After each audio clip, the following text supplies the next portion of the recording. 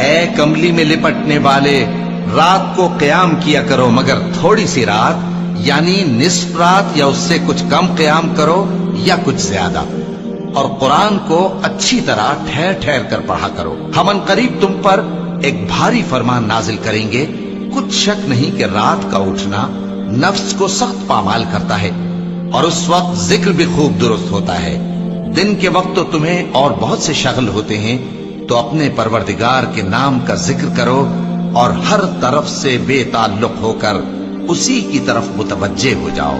وہی مشرق اور مغرب کا مالک ہے، اس کے سوا کوئی معبود نہیں، تو اسی کو اپنا کارساز بناؤ۔ اور جو دل آزار باتیں یہ لوگ کہتے ہیں ان کو سہتے رہو، اور خوبصورتی سے ان سے کنارہ کش رہو، اور مجھے ان جھٹلانے والوں سے جو دولت مند ہیں سمجھ لینے دو،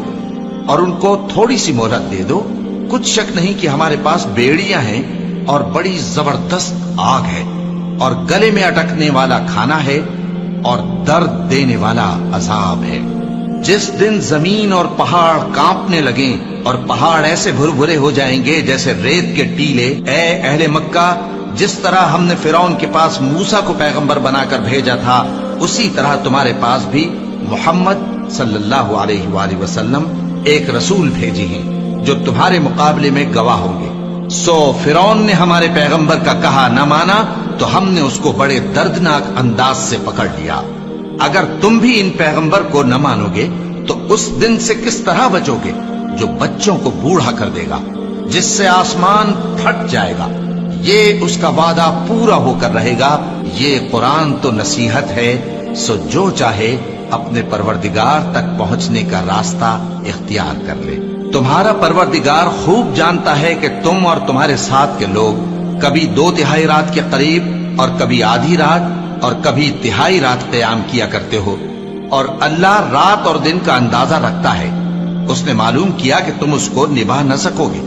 تو اس نے تم پر مہربانی کی، پس جتنا آسانی سے ہو سکے اتنا قرآن پڑھ لیا کرو۔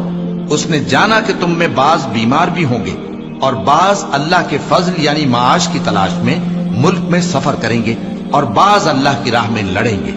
تو جتنا آسانی سے ہو سکے اتنا قرآن پڑھ لیا کرو، اور نماز قائم کرتے رہو، اور زکوٰۃ ادا کرتے رہو، اور اللہ کو نیک نیتی سے قرض دیتے رہو،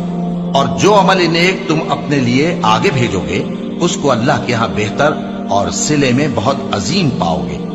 اور اللہ سے بخشش مانگتے رہو، بے شک اللہ بخشنے والا ہے،